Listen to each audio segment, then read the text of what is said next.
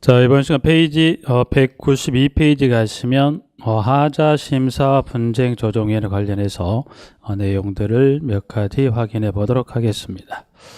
일단 명칭은 지금 보면 하자 심사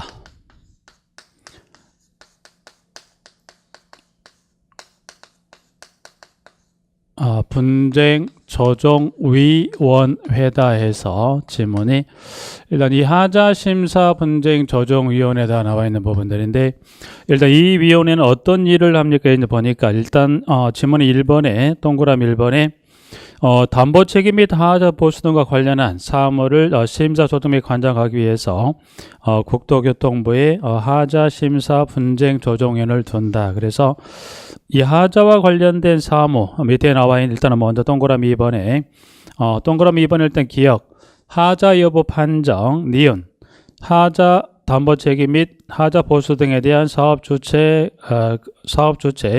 그리고 하자 보수 보증금의 보증서 발급 기관, 이 두 가지를 이제 묶어서 사업 주체 등이라 표현합니다. 그래서 이 사업 주체 등과 입주 대비 회의 등 임차인 등 간의 분쟁의 조정, 그리고 세 번째 하자의 책임 범위에 대해서 사업 주체 등 설계자 및 감리자 간에 발생하는 분쟁의 조정, 그리고 리을 다른 법령에서 위원회 사무로 규정된 사항을 이 위원회에서 심사 조정 및 관장한다. 그래서 여기는 살펴보면 일단 명칭은 이 하자 심사 분쟁 조정위원회로 되어 있는데, 명칭이 좀 길다 보니까 지금 양가로 1번에 동그라미 1번에 두 번째 줄에서 이와 이를 무슨 위원회를 한다. 그래서 하자 분쟁 조정위원회. 그래서 명칭이 길다 보니까 이 하자 심사 분쟁 이 긴 이 위원회에 관한 명칭을 이제 보면 여기를 하자 분쟁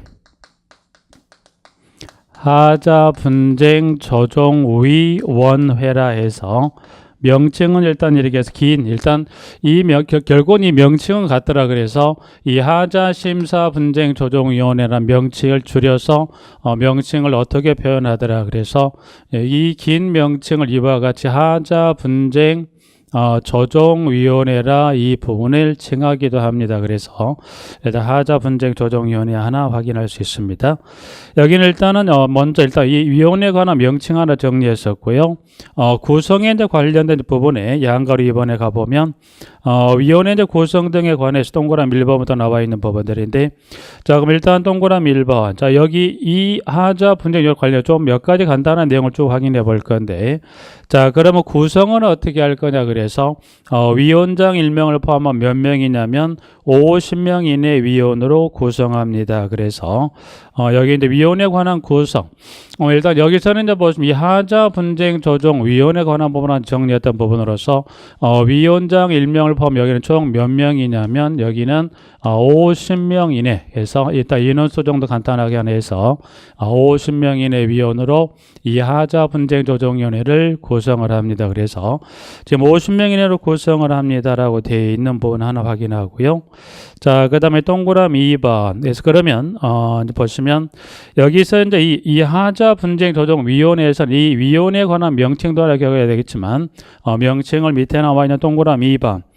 이 하자 분쟁 조정 위원회에 산하에 두는 해서 저기 나와 있는 하자 여부 판정 또는 분쟁 조정을 전문적으로 다루는 분과위원회를 두되, 그래서 여기서 이제 하나 더 위원회에 관한 명칭은 이 하자 분쟁 조정 위원회 보시면 여기서 하나 더 해서 여기는 분과위원회 해서 분과위원회란 명칭에서 분과위원회 명칭을 잠깐 둘 건데, 일단 분과위원회는 지금 나와 있는 지문 동그라미 2번에 하자 여부 판정 또는 분쟁 조정을 전문적으로 다룬다. 그래서 이와 같은 목적하에 뭘 여기를 둡니까? 분과위원회를 둡니다. 그래서 자, 그러면 분과위원회를 두는데 여기도 보시면 그 위원회에 관한 수행에 대해서 나와 있는 부분으로서 두 번째 줄입니다. 자, 분과위원회는 위원회 위원장이 지명하되 9명 이상 15명 이하 위원으로 구성한다. 그래서 이제 분과위원회도 보시면 여기도 그와 같은 목적에서 9명에서 15명 이하 위원으로 이 위원회 산하의 그와 같은 목적으로 해서 무슨 위원회를 둡니까? 분과위원회를 둔다는 거에서 명칭 하나 정리해서 동그라미 2번. 그리고 이제 보면 동그라미 3번. 위원장은 이제 분과위원회 위원장은 누가 임명할까요? 이제 국토교통부 장관이 임명한다는 거 하나 확인할 수 있고, 또 하나의 명칭에는 하나 더해서 지금 살폈던 게 하자분쟁조정위원회 분과위원회 살펴봤고, 또 하나, 그리고 하나, 무슨 위원회를 볼 거냐면, 소위원회입니다. 소위원회.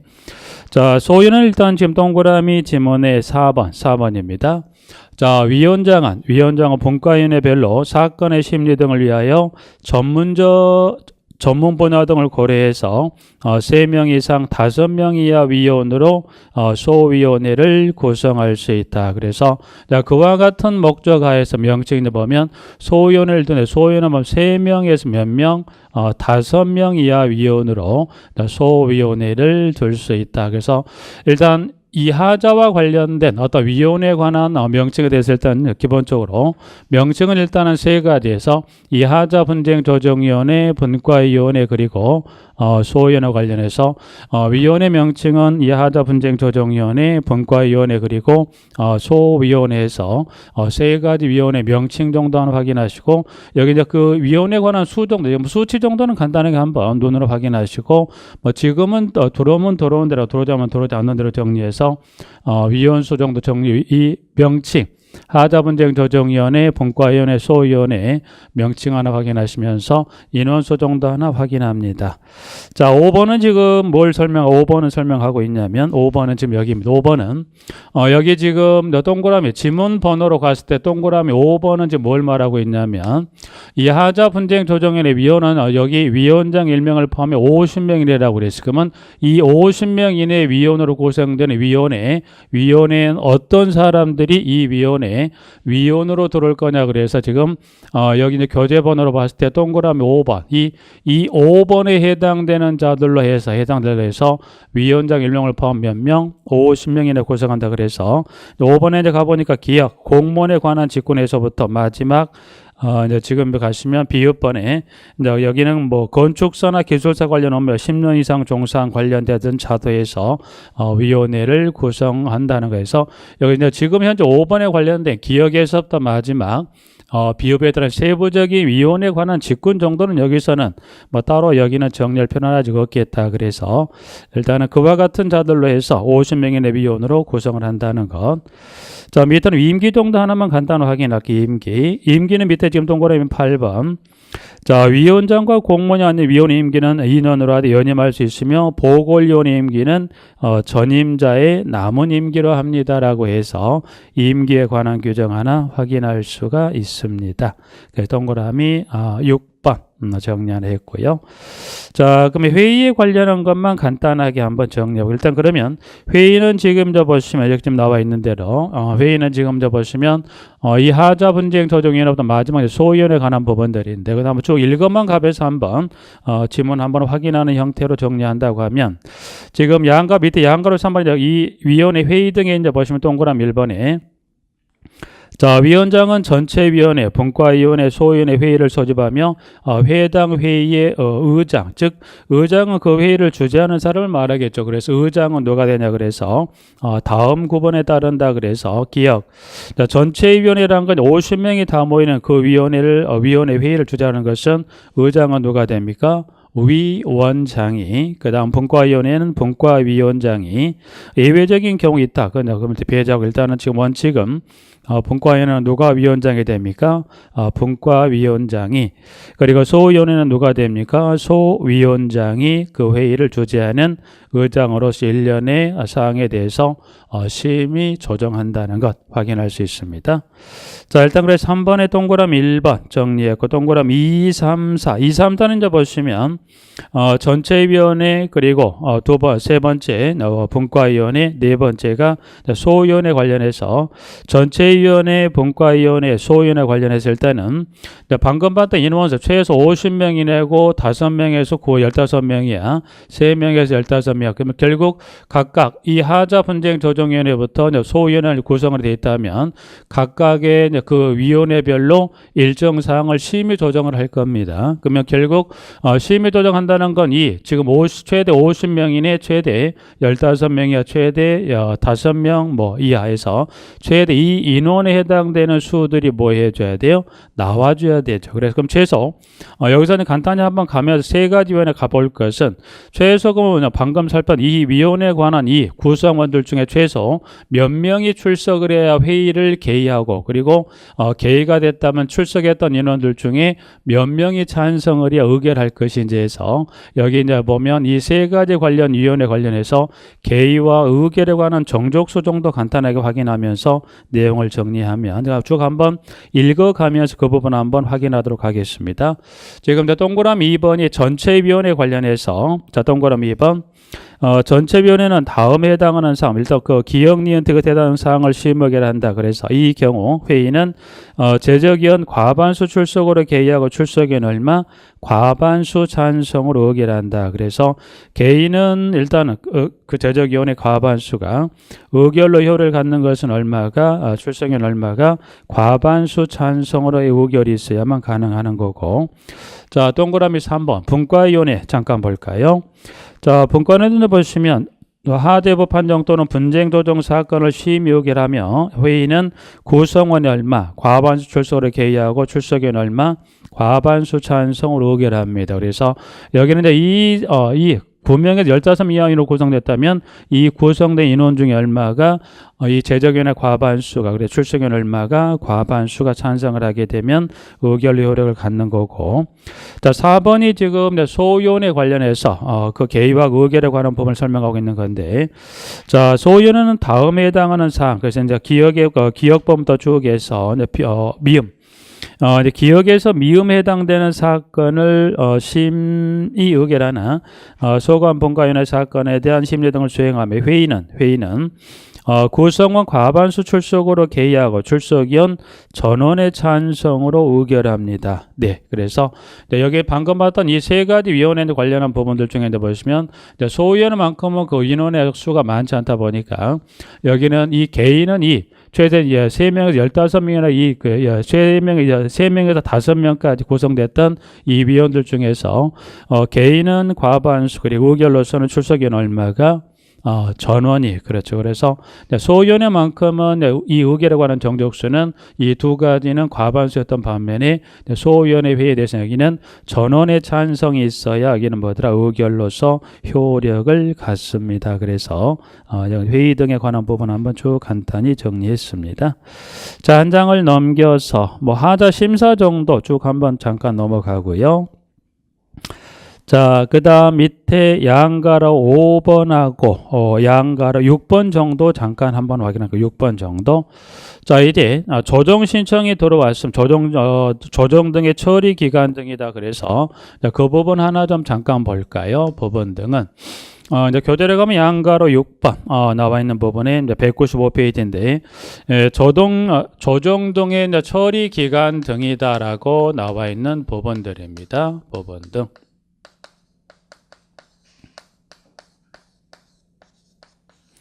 자, 조정 등의 처리 기간 등입니다. 부분들은.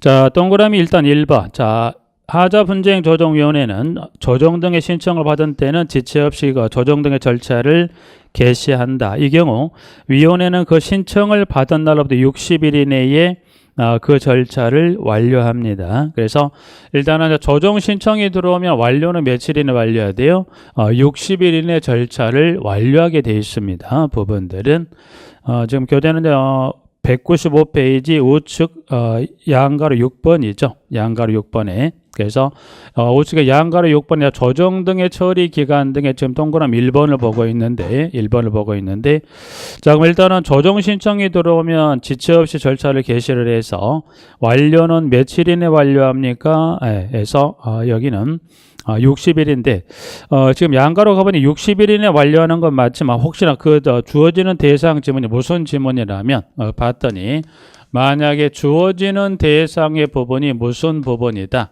예, 그래서 공용 부분이라고 단서를 준다면 그때는 완료에 관한 기간이 좀 달라지죠. 그래서 일단 일수만 지금 확인하겠습니다. 그래서 일수는 지금 60일 이내 완료해야 되는데 그 양가로 단서와 같이 만약에 주어지는 지문이 무슨 지문이에요? 그 대상이 조정 신청이 대상에 들어온 부분이 무슨 부분이라면 지금 양가로 단서와 같이 공용 부분이라면 이때는 이때는 며칠 이내 완료하더라? 예, 90일이 완료합니다. 그래서 지문 동그라미 1번 하나 확인할 수 있고요. 자, 그 다음에 동그라미 2번입니다. 자, 위원회는 신청 사건의 내용이 흠이 있는 경우는 상당한 기간을 정하여 그 흠을 바로잡도록 명할 수 있죠. 조정 신청할 때 일단 1년에 관련 소식 플러스 서류가 첨부되는데 그 부분에 어떤 문제가 있다. 즉 그 표현을 흠이 있다라고 표현합니다. 그래서 흠이 있는 경우는 상당한 기간을 정하여 그 흠을 바로잡도록 명할 수 있다. 이 경우 신청인이 흠을 바로잡지 아니하면 하자분쟁조정위원회 결정으로 조정 등의 신청을 뭐더라? 각하한다라고 되어 있습니다. 그래서 동그라미 2번하고 동그라미 3번. 3번은 지금 일에 따른 기간 이내 조정 등을 완료할 수 없다. 그래서 좀 전에 지금 완료는 지금 60일 이내 완료할 수 있다고 잠깐 하나 확인했었고요. 만약 주어진 여기에 단서가 없으면 60일이지만 주어지는 단서가 무슨 부분이라면 공용 부분이라고 단서를 좀 그때는 완료는 며칠이나 합니까? 예, 그때는 90일이나 하는데 자, 이제 조정 신청이 들어왔어요. 완료하십시오. 60일이나 완료하고 90일이나 공용은 90일인데 그럼 60일하고 90일이나 이 기간 이내 조정 신청을 완료할 수도 있지만 조정 신청을 뭐 할 수 있다? 완료할 수도 없죠. 자, 그랬을 경우는 어떻게 할 거냐가 동그라미 3번에서 그 내용을 설명하는 겁니다. 그래서 지문 3번에서는 해당 사건을 담당하는 본과위원회 또는 소위원회 의결로 그 기간을 1회 한해 연장할 수 있으나 그 기간은 며칠로 합니까? 30일입니다. 그래서 이때는 기간이 부족하다고 그래. 그러면 그때는 기간을 뭐 할 수 있다는 기간을 연장해 줄 수도 있다는 겁니다. 연장은 이거는 무한정하는 게 아니라 일단 그 위원회 의결로 최소 몇 번만 의결하면 이때는 의결로서 몇 번 최소 한 번만. 그래서 1회만 의결로서 그 기간을 연장을 해 줍니다. 그래서 일단 동그라미 3번 나와 있고요. 4번. 양가로 7번하고 8번 조정 등의 신청 통지라든가 양가로 8번의 민사조정법 등의 준용 정도는 간단하게만 좀 보시고 여기서는 이 위원회 관련해 최소 보면 그 위원회 관한 명칭 관련 이 세 가지 하자분쟁조정위원회부터 소위원회 관한 부분 정도까지 해서 구성에 관한 어떤 위원회 관한 그 명칭 그리고 구성원의 수 그리고 여기서 이제 보면 그냥 넘어가죠. 이 세 가지 관련 위원회 관련 심의 조정사항 관련해서 이따 회의를 열게 한 개의하고 의결에 관한 정족수 정도만 간단하게 확인하고요. 그리고 이제 조정 신청이 들어왔을 때 조정 처리 기간 등에 관한 부분에 따른 부분까지 해서 하나를 잠깐 정리를 하시죠. 자, 여기까지 해서 하자 심사 분쟁 조정위원회까지 정리하게 되면 이 하자 보수 제도 관련 부분에 따른 몇 가지 지금 여기서 하자 보수 절차, 하자 보수 보증금 그리고 하자 심사 분쟁 조정위원회까지 몇 가지를 정리를 해 보았습니다. 부분 하나 정리하고요. 자, 2절에 이제 가면 그 밑에 양가로 8번 2절에 장기 수선 계획과 장기 수선 충당금에 관한 부분을 정리를 하고자 하는데요. 일단 그래서 먼저 01번의 장기 수선 계획을 들어가겠습니다. 그래서 196에 가면 2절에 1번의 장기 수선 계획을 들어갑니다. 여기는 이제 들어가기 전에 일단 이거를 먼저 다시 한번 정리를 하고 정리한다는 것은 그 공동체 부분의 한계를 분명히 구분해 놓고 이 장기 수선 계획 수립에서 인계에 관한 절차를 한번 정리해 보도록 하겠습니다. 자, 장기 수선 계획을 일단 들어가기 전에 먼저 이 부분 한번 좀 정리하고 장기 수선 계획 관련 부분 정리해 보도록 하겠습니다. 부분들은 자, 이전에 했었던 부분인데요. 일단 이전에 뭘 한번 정리했던 적이 있었냐면, 이제 두 가지 정도 해서 지금 하나 정리할 건데, 자, 공동주택의 범위입니다. 공동주택의 범위 하게 되면, 일단은 여기서 이제 말한 공동주택의 범위 하게 되면, 공동주택 관리법령상 공동주택의 범위 두 가지를 보는 겁니다. 그 중에 첫 번째 지금 한번 확인했었던 부분이 뭐가 있었냐면, 첫 번째가 의무 관리 대상 해서 의무 관리 대상 공동주택을 정리했었던 부분이 있습니다. 그러면 의무관리 대상 공동주택 하게 되면 어느 규모에 해당하는 공동주택을 의무관리 대상으로 분류했었는지 이제 보면 여기서는 네 가지 규모에 해당하는 공동주택을 법상 의무관리 대상 공동주택으로 분류해서 첫 번째 의무관리 대상 공동주택 첫 번째 보면 세대수가 300세대 이상 300세대 이상의 공동주택을 분류했고, 자, 그 다음에, 그 다음에 이제 보시면, 세대수가 150세대 이상, 150세대 이상이면서 플러스, 승강기가 설치된 공동주택을 의무관리 대상이라 분류했던 게 두 번째 정리했던 거고요. 자, 그 다음에 질문의 세 번째는 이제 보시면 세대수가 150세대 이상. 그러면 세대수가 150세대 이상이면서 플러스, 난방 방식은 중앙 집중식 난방 방식 또는 지역 난방 방식이다. 그래서 세 번째를 정리했어. 그 다음 네 번째입니다. 네 번째는 이제 보면 주상복합 건축물도 의무관리 대상으로 분류했어요. 그래서 네 번째는 이제 보면 질문에 이제 네 번째는 주상복합 건축물입니다. 그래서 그러면 질문을 보면 주상복합 건축물입니다. 네. 주상복합 건축물이 의무관리 대상으로 분류가 되려면 플러스입니다. 주상복합이 의무관리 대상, 이 주상복합 건축물이 의무관리 대상 건축물로 분류가 되려면 그 주택의 세대수가 몇 세대 이상이냐면 세대수가 150세대 이상이 해당된 경우라면 주상복합 건축물을 의무관리 대상이라 분류한다 해서 의무관리 공동주택 총에서 하나, 둘, 셋, 네 가지 대상 공동주택의 대를 정리해서 그래서 이렇게 분류했던 부분인데 여기 이 의무 관련 공동주택하고 구분하실 부분의 주택에 관한 범위가 지금 정리하게 될 2절의 01번의 장기 수선 계획입니다. 그래서 여기서 이제 하나같이 이 의무 관련 공동주택 이 범위하고 구분해 정리하실 부분들이 이제 여기서 이제 정리할 부분의 장기 수선 계획. 장기수선 계획 수립 대상.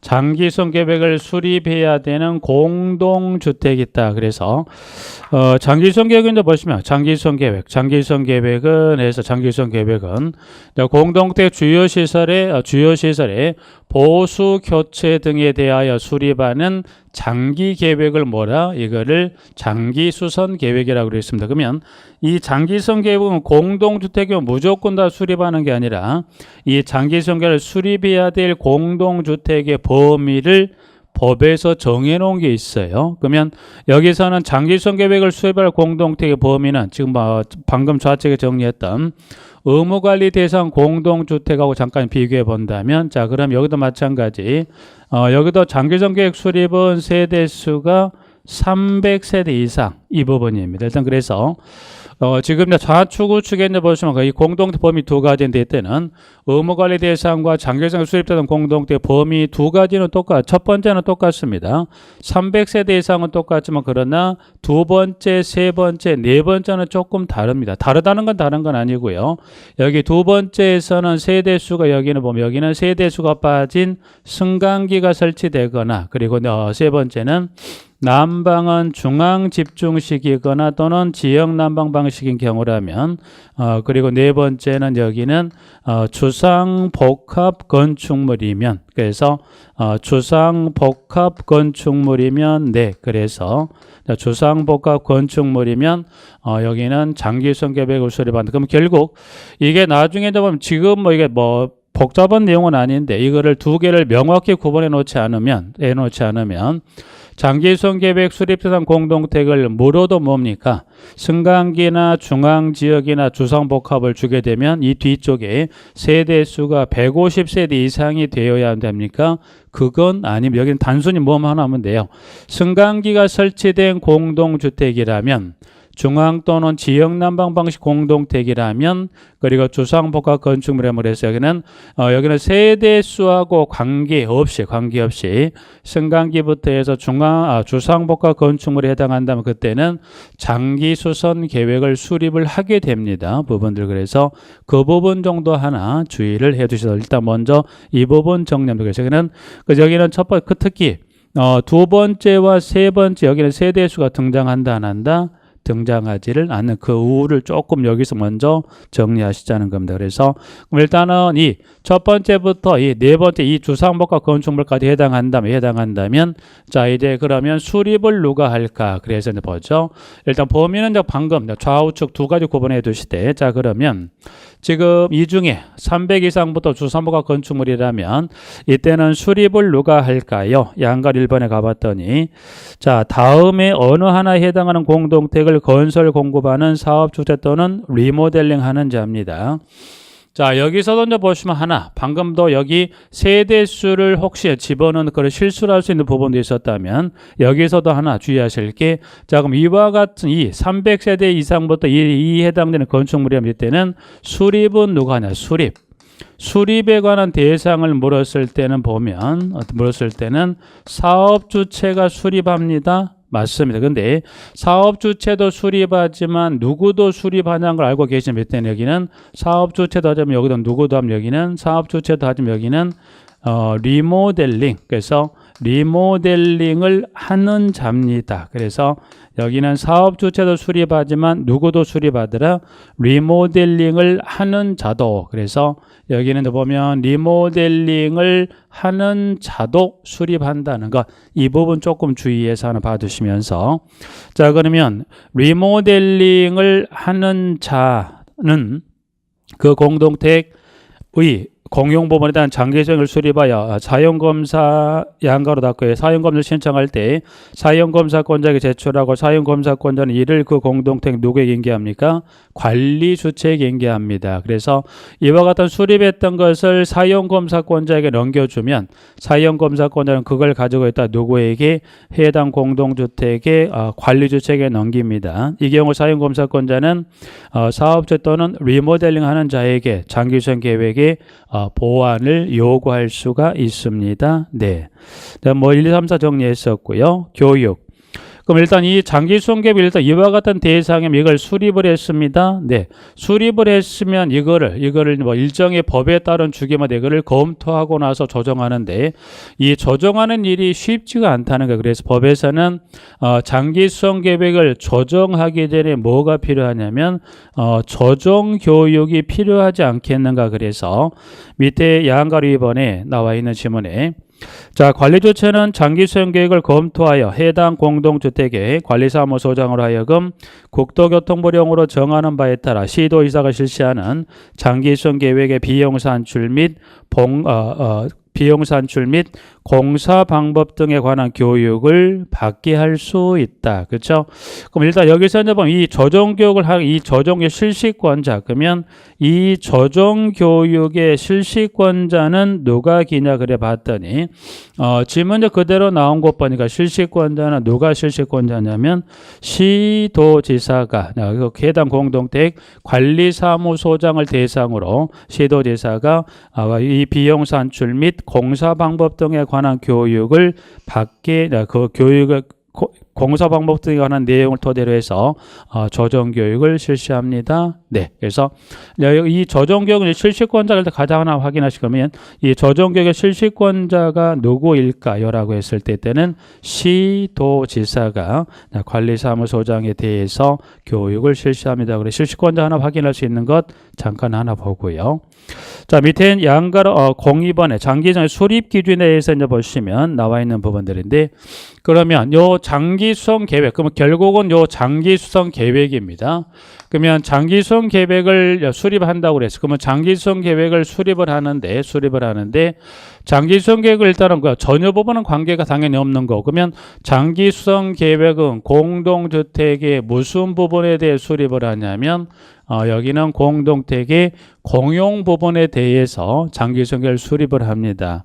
그러면 이 장기수송계획은 공동택 공용 부분 모두가 아니라 그 공용 부분 중에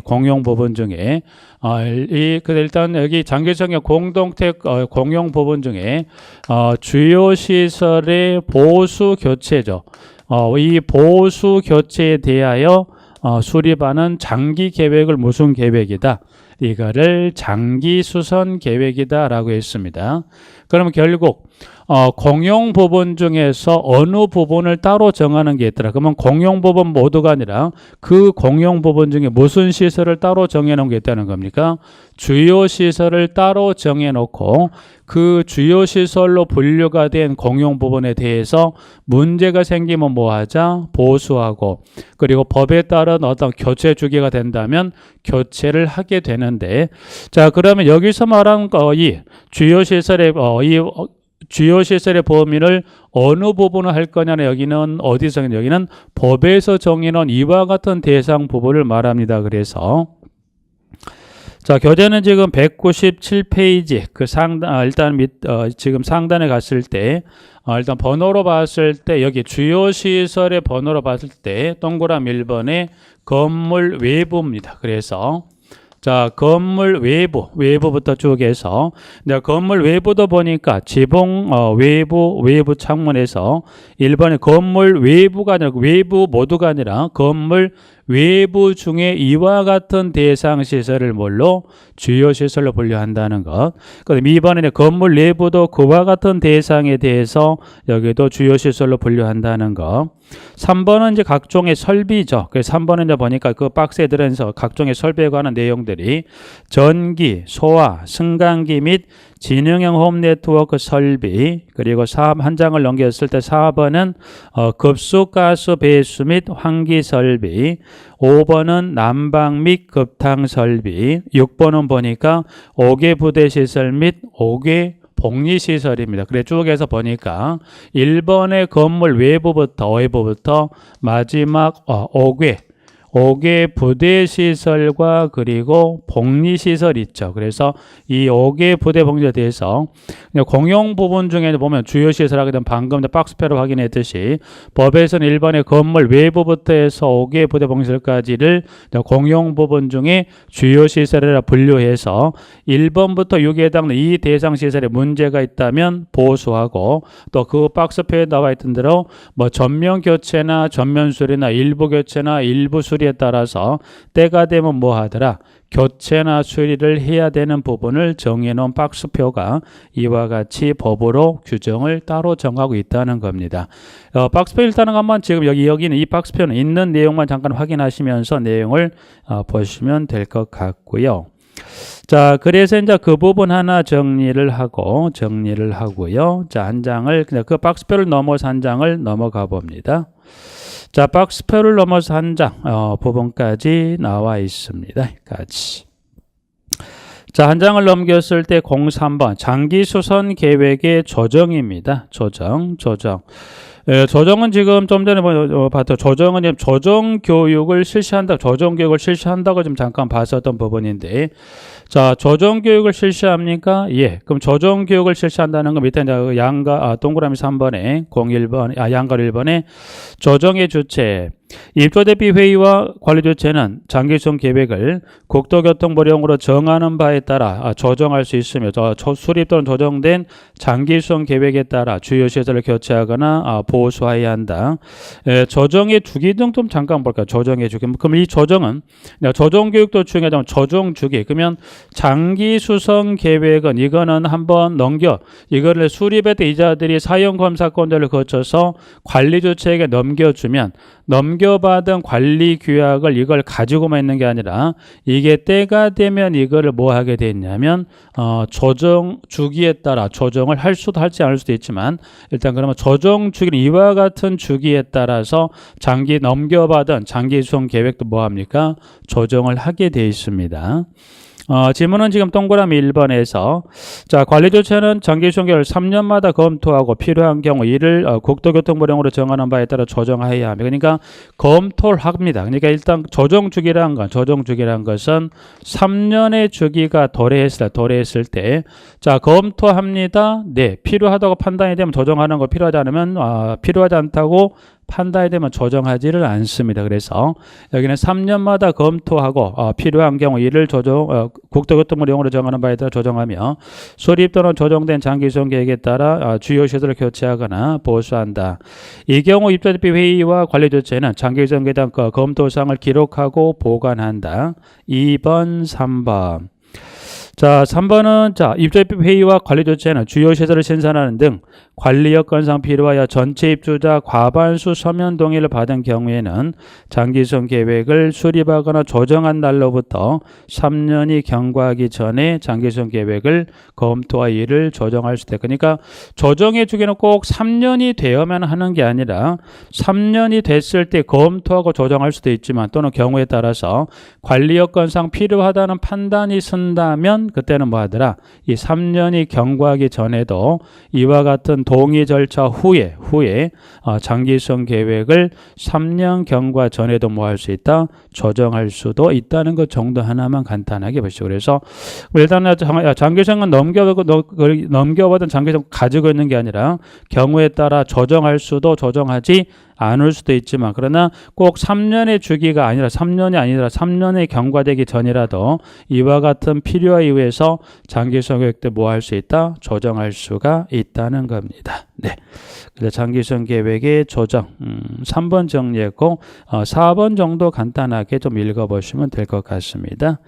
연계된 지금 장기수송 충당금은 조금 여기는 이 부분은 장기수송 계획하고 장기수송 충당금 묶어서 또 수선 유지비까지 좀 같이 묶어서 한번 설명을 드릴 필요가 있기 때문에 이 부분은 다음 시간 좀 설명을 드리고 이번 시간은 여기까지 정리하고 마치도록 하겠습니다.